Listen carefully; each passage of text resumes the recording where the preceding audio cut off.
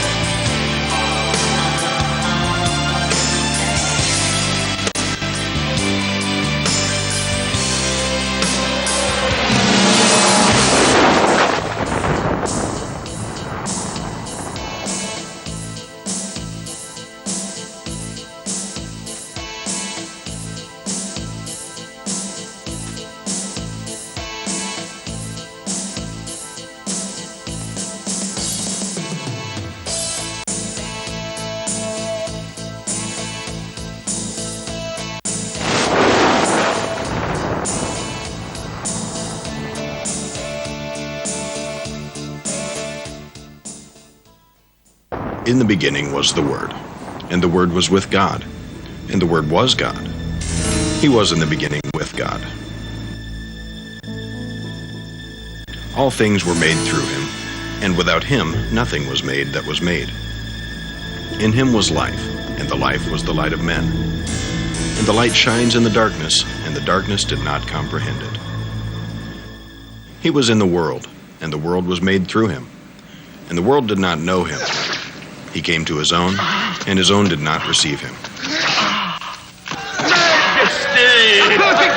Where's your throne, eh? Now he's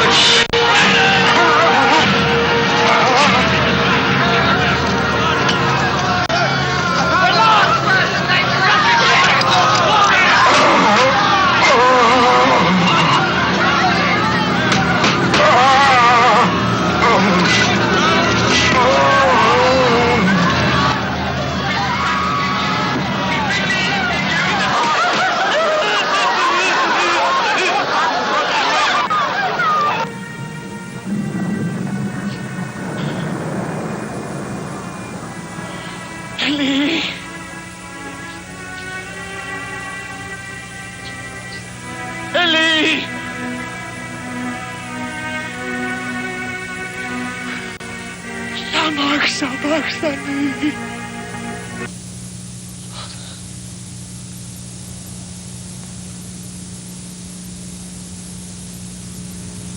Into thy hands I commit my spirit. It is accomplished.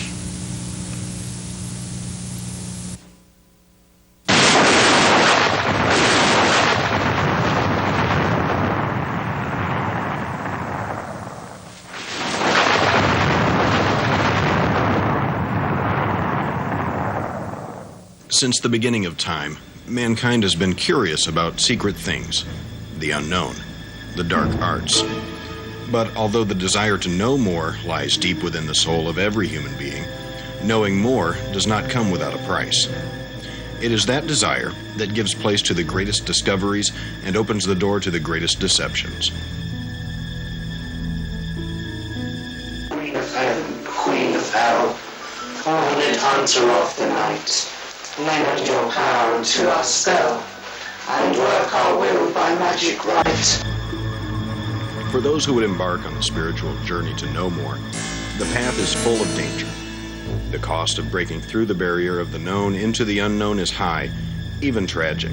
The incentive for those willing to take the risk to explore the mysteries of the kingdom of darkness is the desire for immortality, the promise of power, power to determine their own destiny, and control over those who would present a threat to that power.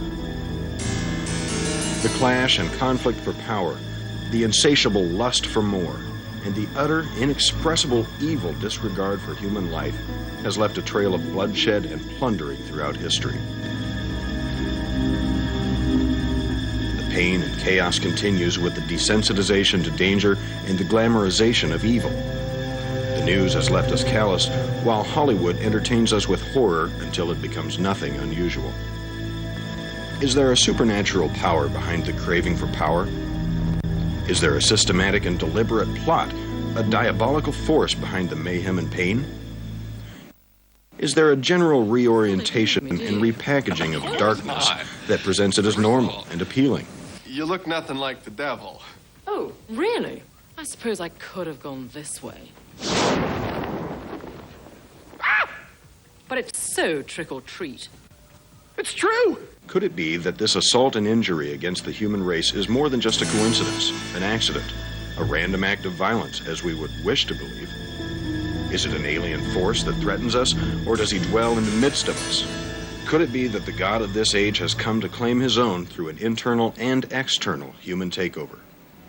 For we do not wrestle against flesh and blood, but against principalities, against powers, against the rulers of the darkness of this age, against spiritual hosts of wickedness in the heavenly places. Who are these powers and principalities and rulers of the darkness who seem to be arranged in some sort of hierarchy or order that wage war against the inhabitants of earth? Is there one who rules over this system? Is there a personification of power, a form that defines the forces that seek through seduction and allurement to persuade us? Is there an embodiment of evil that dwells in the midst of us who works to deceive us with his familiarity? Is he a myth, a legend, a lie, a fantasy, a cultural representation of darkness?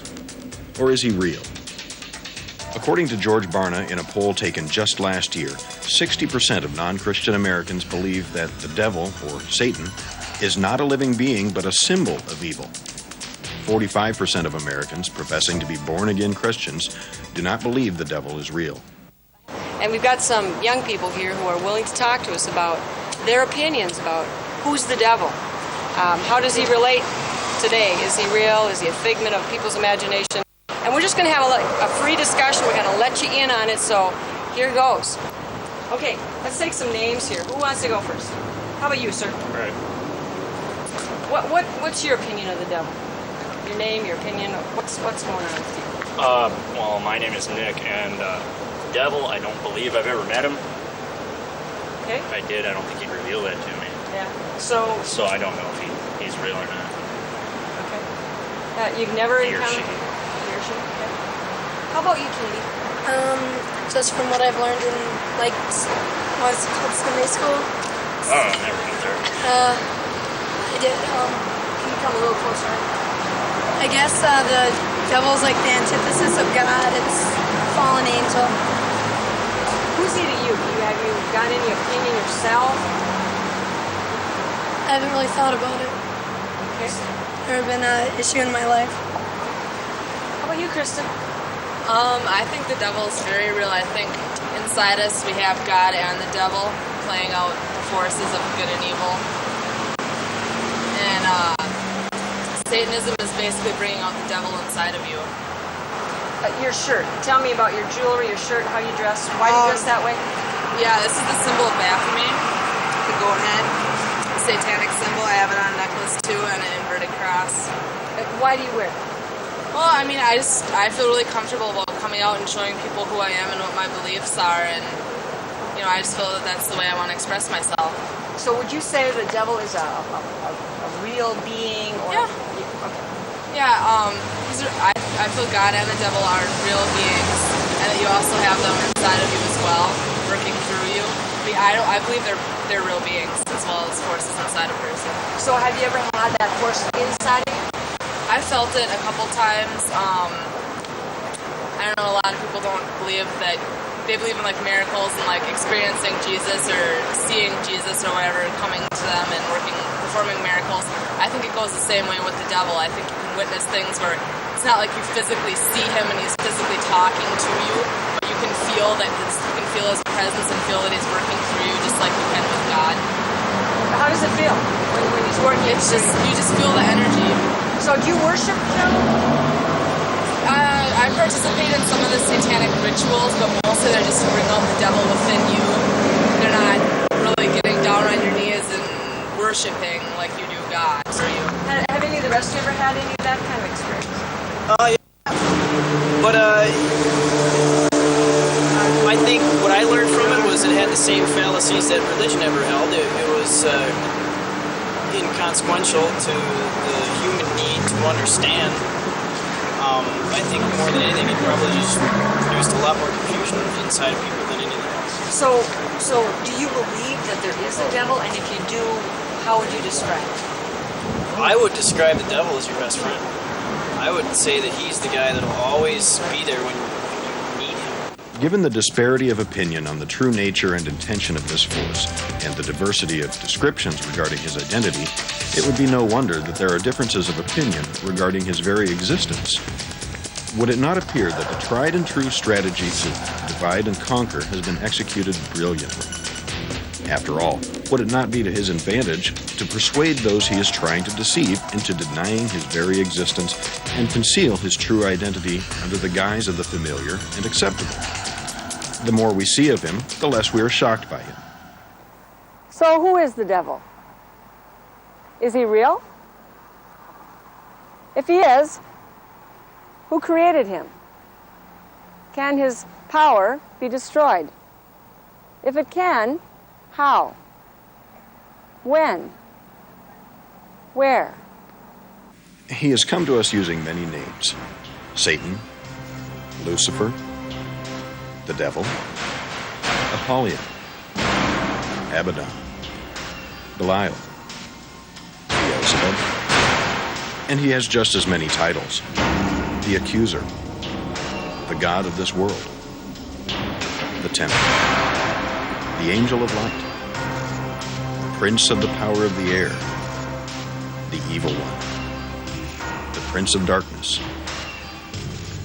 The word devil comes from the Greek word diabolos, which means slanderer, or one who accuses another.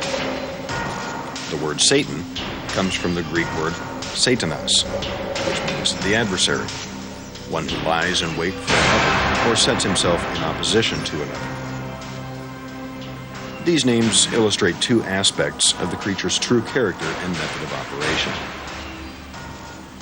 Satan became God's adversary and the enemy of creation in the garden when he came to tempt mankind to believe false accusations and allegations about God.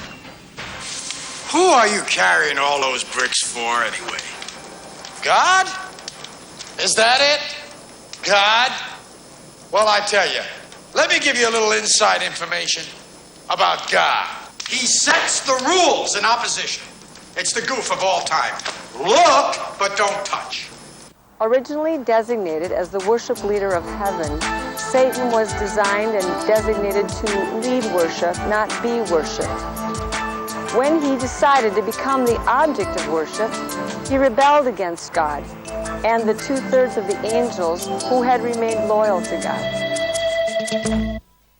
It was curiosity that drew Eve to eat of the forbidden tree, the tree of the knowledge of good and evil.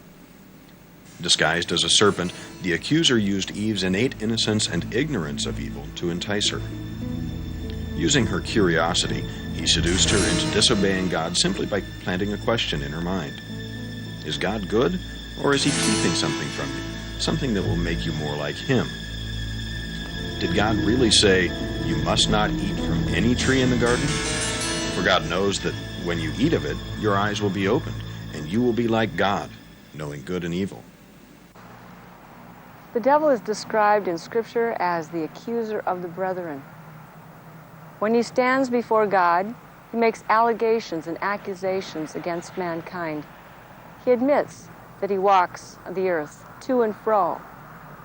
His primary objective is to separate God and man. He hopes that separation will be forever. According to Christian and Jewish faith, Satan was a created being made by God.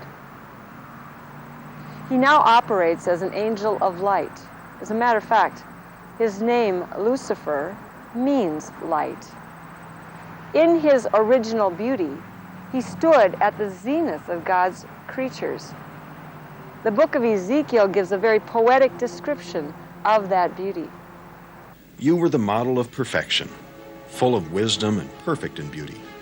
You were in Eden, the garden of God.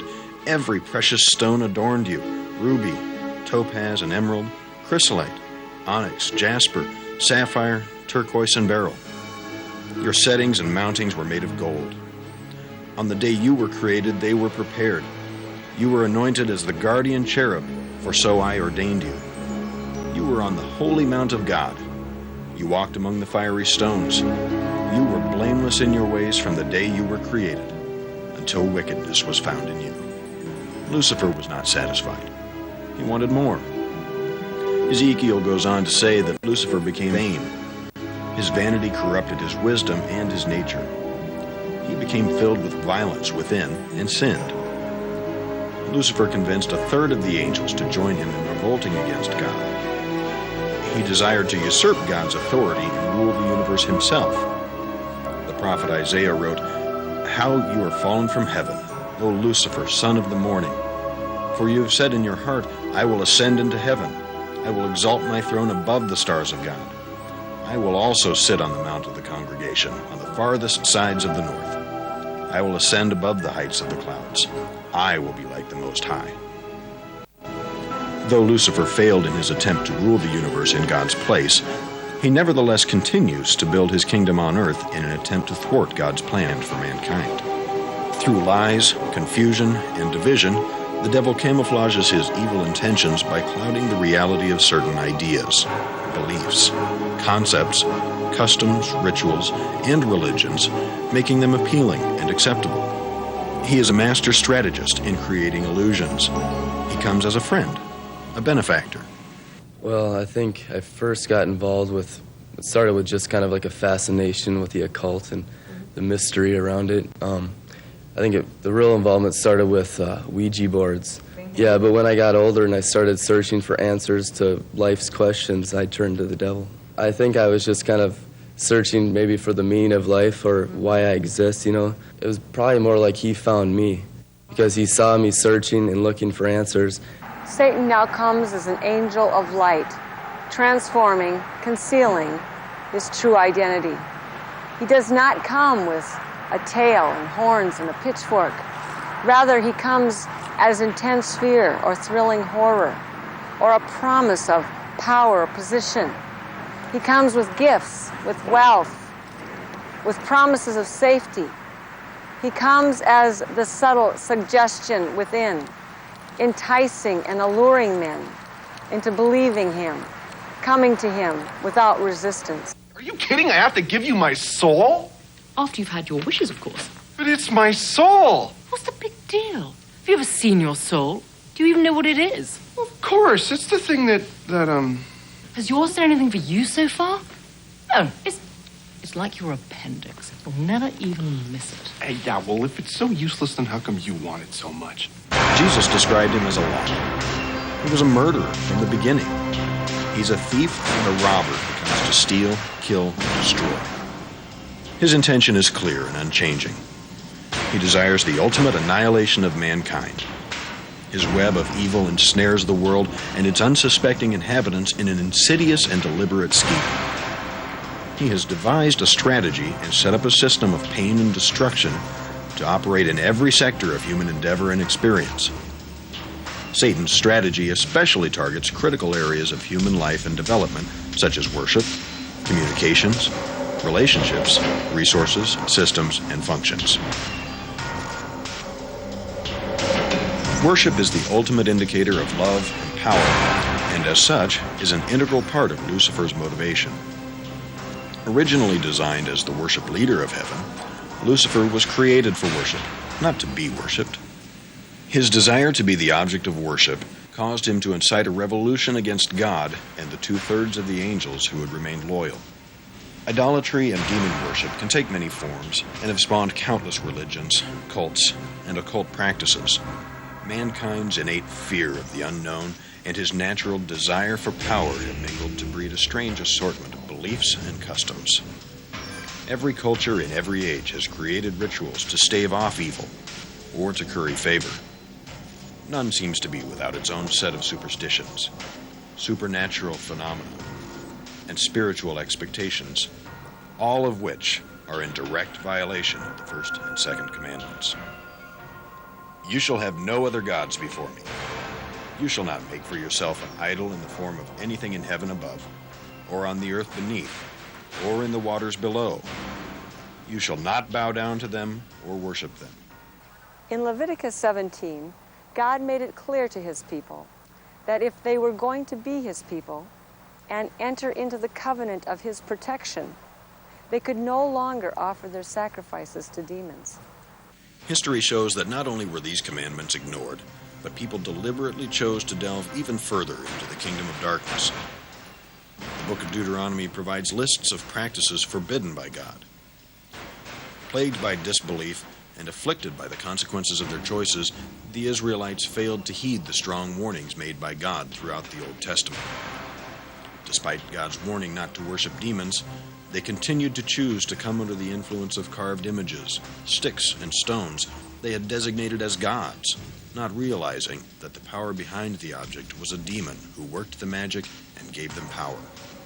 Let no one be found among you who practices divination or sorcery, interprets omens, engages in witchcraft, or casts spells, or who is a medium or spiritist, or who consults the dead. For all these things are an abomination to the Lord. Communication provides a vital lifeline in any culture. It links and connects. It provides a means of both expression and reception. It forms the basis of relationships and governments. It provides the basis for operation in every system and becomes one of the most often targeted areas of the prince of the power of the air. Communication as an expression of human feelings in music and the arts enjoys no exemption from the plots and plans of dark powers. As the original worship leader of heaven, the devil's use of music to influence human thought and behavior becomes natural. Nothing communicates emotion and passion more powerfully than music. As a medium of emotional expression, music becomes the demonstration of anything from anger to ecstasy, sweeping people into sometimes devastating consequences. It becomes clear that vanity and image are still exalted as everything. His decision to rebel against God was rooted in his self-deification. The elements of rebellion and vanity and lust permeate every expression that proceeds from him. As God has called us to be created in his image, Satan's efforts to recreate man in his become of paramount interest. Combining beautiful images with the power of music via technology and the media, the prince of the power of the air manipulates the world with a seductive influence using sights and sounds. The devil creates a sensual, synthetic world of artificial reality that heightens discontent and creates a greater desire for the things he so wants to supply. Through the lust of the flesh, the lust of the eye, the pride of life, and the non-stop images of pleasure without consequences, power without responsibility, and prosperity without effort, the devil hopes to bankrupt the human race with a buy now, pay later philosophy. Eat, drink, and be merry becomes an empty pit of loneliness, depression, and despair. Satan creates a world so appealing, many find it difficult to resist. Though his intentions to pervert the truth and exalt the counterfeit have convinced some, others have found a more excellent way, the highway of holiness.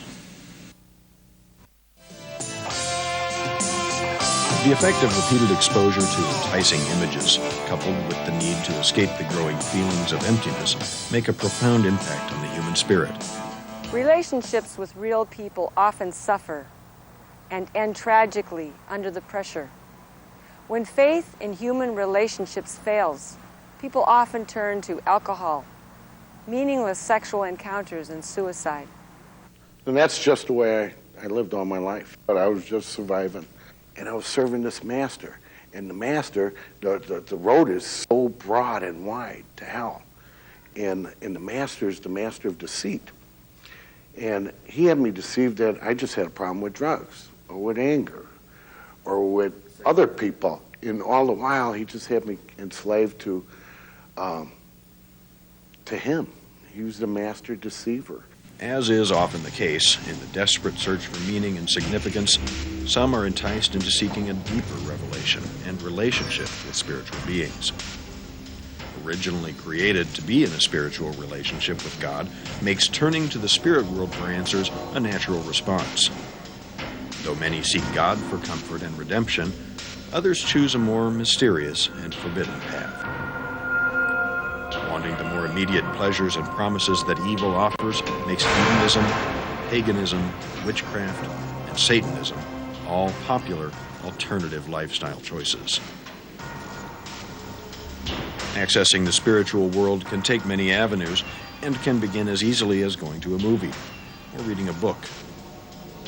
The dangers of darkness, though not always readily apparent, are nonetheless real. Those who enter such relationships do so at great peril to their own souls. Some make a deliberate choice to follow the devil, professing their intentions openly. It wasn't uncommon for people to be inducted by scarification at all. What do you call it? Scarification? Scarification. I was part of the group that would watch the head priest do the sacrificing. And the thing that made me freak out about the whole deal is when they actually did a human sacrificial. You actually saw that? Yeah. And what they did is, if you guys don't mind me getting into detail about it, I could get a little bit of trouble for this too. What went on is they laid down a black silk sheet that had a pentagram painted on it, and they laid black candles around in each corner. And in order for a female to be joined in, or what the cult that I was in, for a woman to get involved into Satanism, what they did is they took a knife and carved a satanic pentagram, like what's on her shirt, into her chest, and it drained the blood off of her chest into a glass.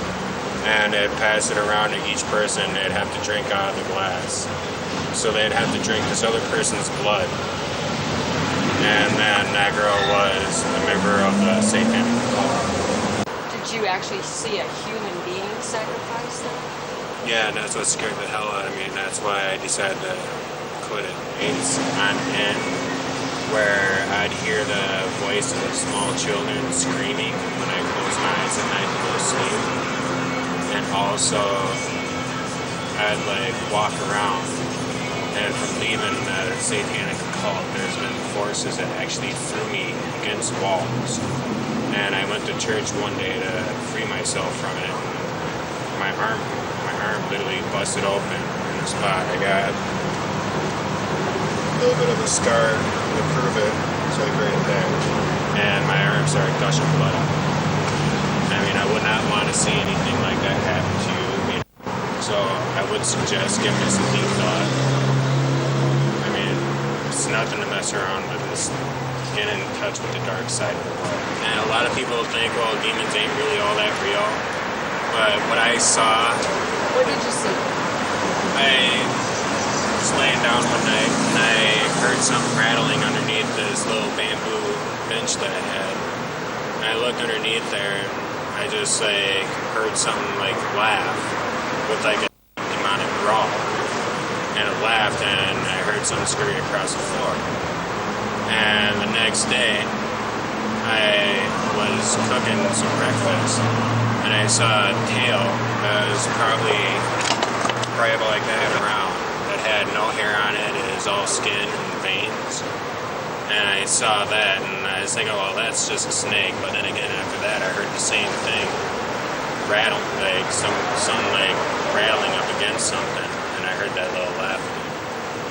And that's when I realized that I opened up some doors that were not supposed to be there.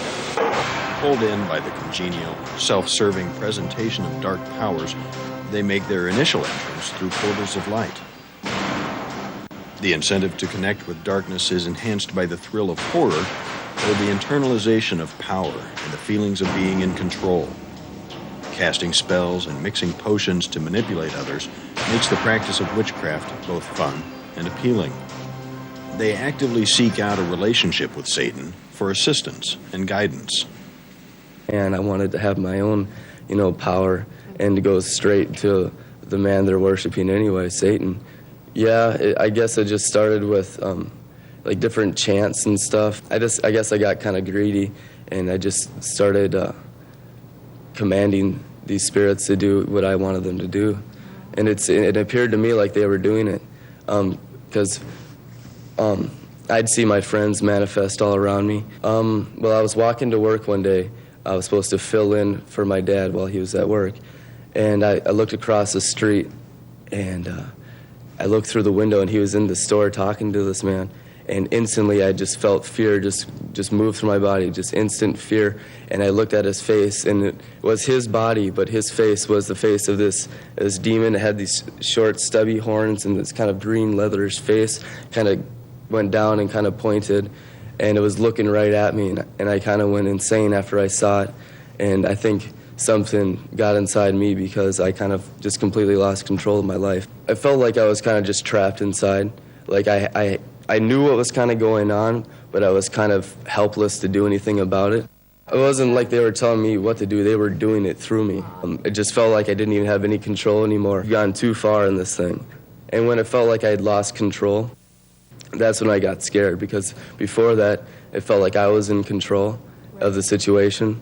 And it started very innocently, and then it progressed into the point where I didn't have control anymore.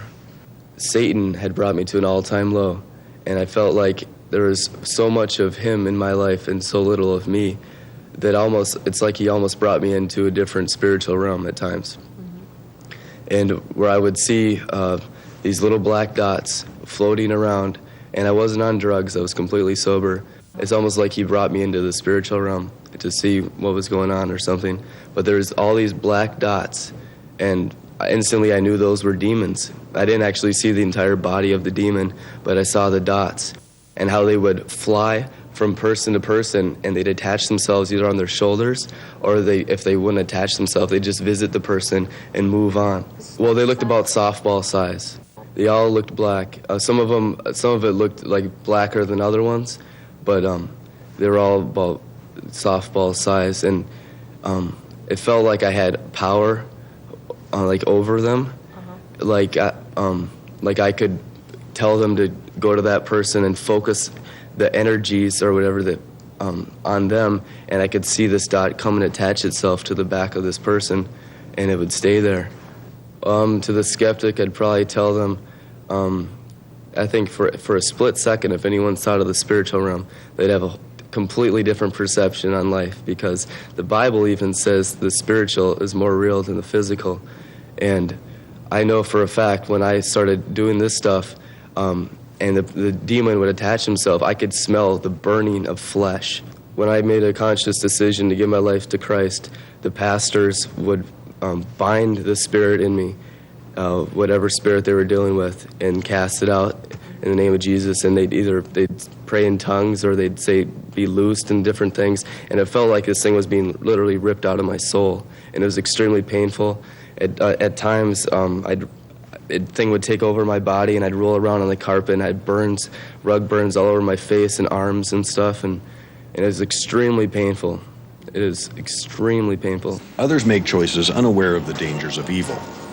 Influenced by the moment, impulsivity, or persuaded by friends, they're swept into circumstances that close in on them. I was actually in a Christian home. I met a girl over there, and I found out later that she was a witch. I guess after the first year and a half, 2 years, I got back to the States, and that's when I started getting into Satan worship. Oh, we danced. It was a coven, and we danced. As usually a lot of nudity involved, a lot of satanic sex is involved with that, a lot of chanting. Well, we got a lot of power, levitation. Certain things that was manifested or whatever into us that we could levitate ourselves, we could fly around. Well, I went to another party, and they had, it was actually a drinking party that I went to, and they had a Ouija board there, and they started asking questions that they shouldn't have been asking. They were asking questions about God. One guy asked the wrong question, and he was thrown through a third-story window. I'd say they are a fool not to think it's real. At first, he'll be all kind to you. Well, I'd hear voices all the time. I've seen many curses of headache, sickness. I've even seen curses of love, using their locks of their hair in different potions, and using words, casting spells. I felt good. I felt like I had control. I think I did cross over a line at one point. I was outer guard of a coven. This was just north of San Francisco, and I was the outer ring was actually the guard, and I was a part of the guard, and I knew exactly what they were doing. On the inner circle, they were sacrificing a human being. This was in October. I'm aware that she was about 12 years old. I knew what they were doing. In fact, I didn't do anything to stop it. That's what hurts me most. For a long time, I was hurting inside. I didn't know what was wrong. And anyways, I've been saved now for about a year and a half, and I heard people talking, and I just says, man, there's a power greater than what I'm into. Forgiving myself is the hardest part. I believe Jesus loves me. Seeking an escape from boredom or desiring to belong, many become part of the plot, never realizing themselves to be the prey. Although some people stumble into the devil's dark kingdom unknowingly, others are simply born into it. And when I grew up, they were kind of like my role models. So when I grew up, I wanted to be a drug dealer, because a drug dealer's always driving in nice cars, nice jewelry, all the girls and the money, and that's the kind of life I wanted to live. A lot of drug dealers, they have parties, Santeria. What they do is they come together and they use a Santeria for their protection. It's witchcraft. It's saints, it's demonic. Yeah, this is my saint here, which is the Indian. That was the main saint I used to have. His name is Caribe Hindu, which that's the name I used to call when I wanted to call him to manifest in me. When I used to receive those demons, they used to come down pretty wild. The Indian was pretty wild. He would come in and he was wild. He wanted to drink. He wanted to party. I seen guys that they were doing witchcraft. They had their own demons, and they got shot 15 times and still walking. When they come to visit, when they come and they manifest themselves in whoever the santero is, wherever he's at, and they come to manifest themselves, they want to come and smoke a cigar, or they want to come and drink to them in the manifestation of the person who has them. So you have to have certain things for them. If not, if they come in, they come down, and you don't have a cigar, they really get upset. Inside the person who they manifest themselves, that person will be with a lot of anger, just breaking things. It can hurt the person who he's manifested on. They can hurt him. They can take his life. They can give him pain. They can take somebody else's life in the manifestation of that person. This guy here, this Indian Caribe Hindu, was the guy that I used to receive. So he was the one that was protecting me in the meantime. And some want out.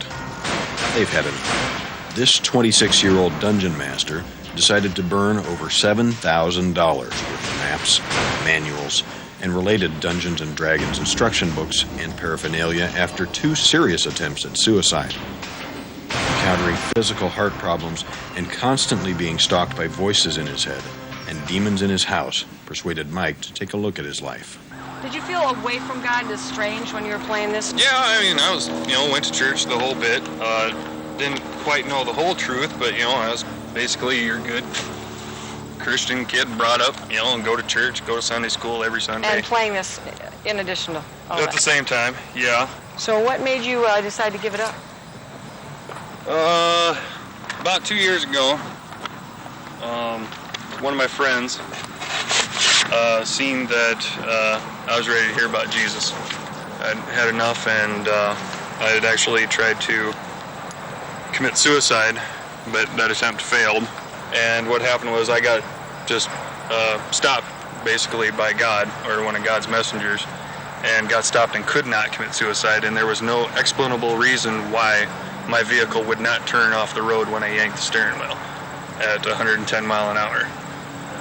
And being a mechanic, I come back home, and the next morning threw it up on the rack and could not find a single thing wrong with my vehicle. So what was your concept of the devil at that time? Who is the devil? A lot of people think that he's just malicious and mean, and he's not. He can be one of the sweetest things you've ever known, but it's all a trick. It's a trick. And that's all it is. It's just a trick. It's one big cascade, you could say. It's all just to set you up to make you fall even harder. David made a similar break with darkness and witchcraft after years of wild street fighting and drug dealing. Being internally controlled by a spirit guide only deluded him into thinking he was invincible. I have true joy in my life now. I have peace. I don't have to call upon these saints. I don't have to do all these sacrifices. Jesus was my sacrifice.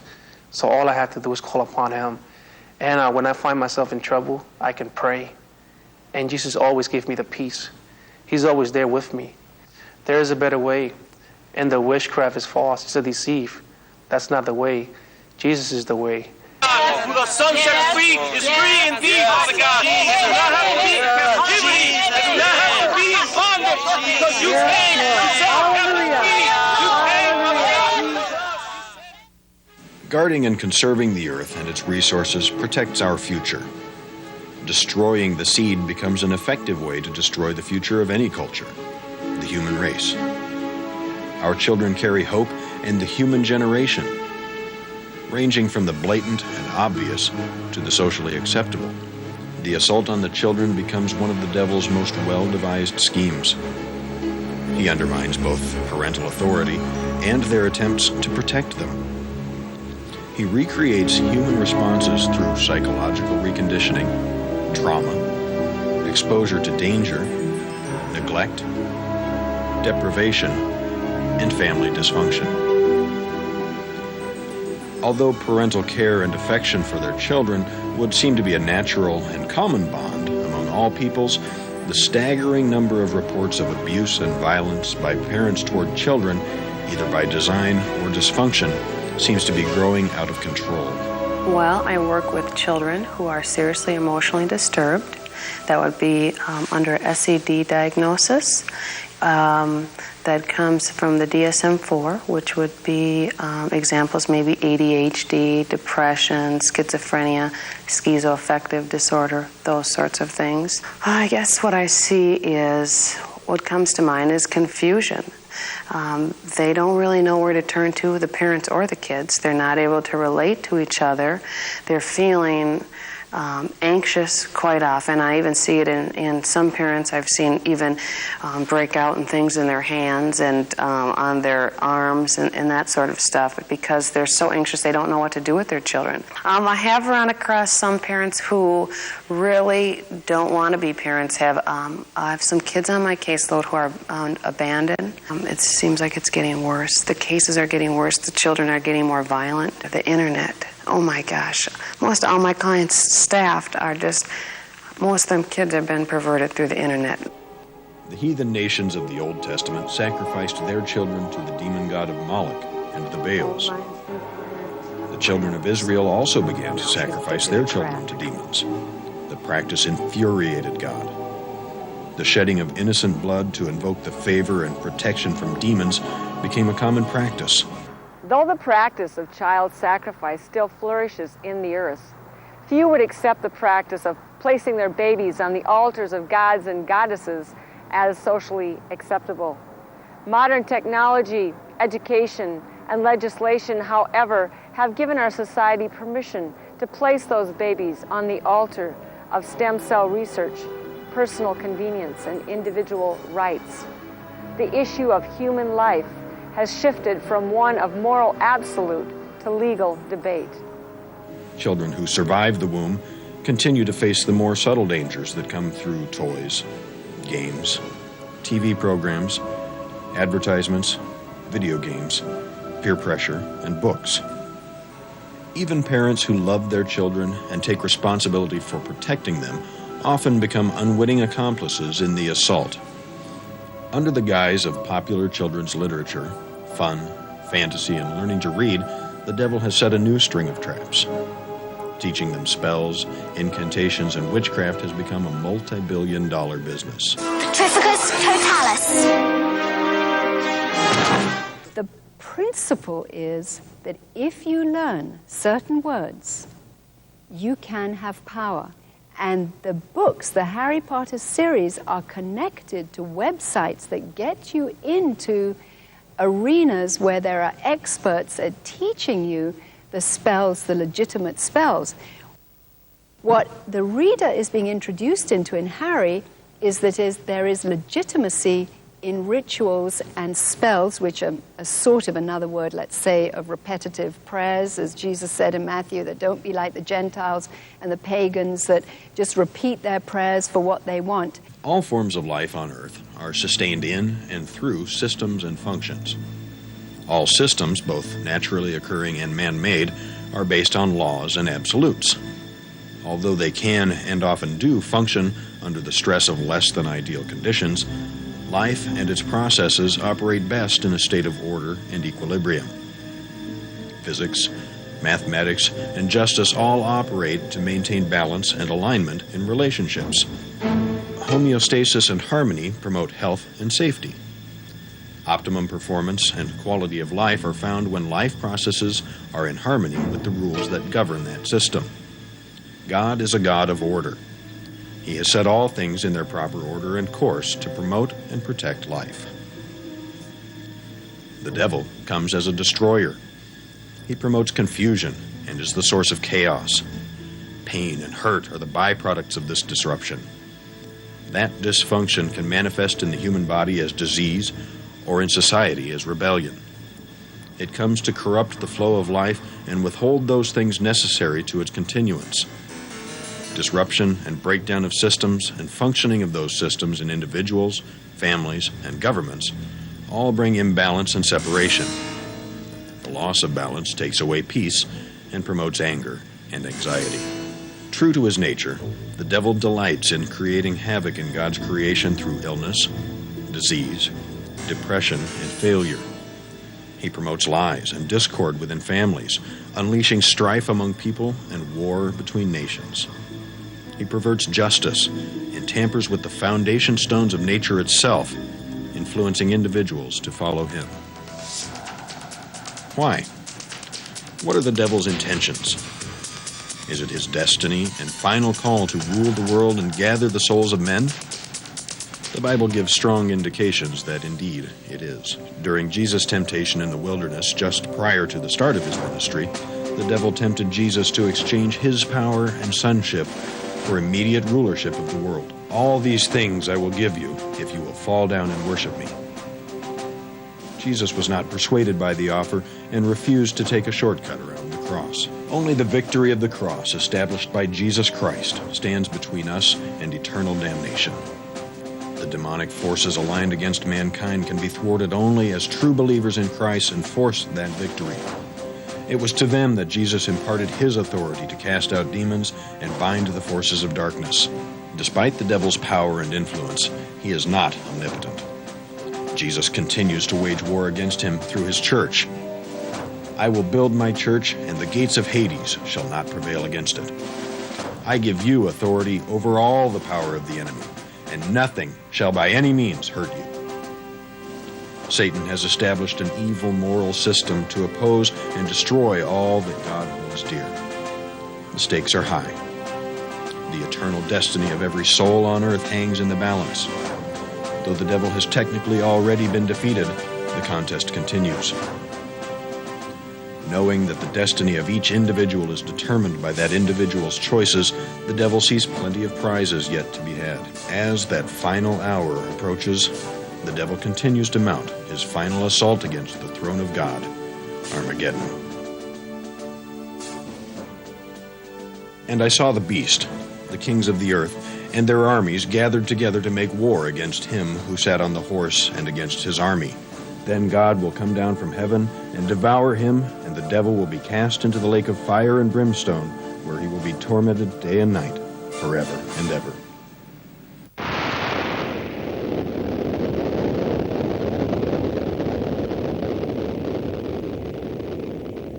Out of the rubble of human systems, the demonic assaults, the desolation of many generations, come the ransomed, the redeemed of the Lord, led forth by the Lord God, King of heaven, triumphant. Even so, come, Lord Jesus.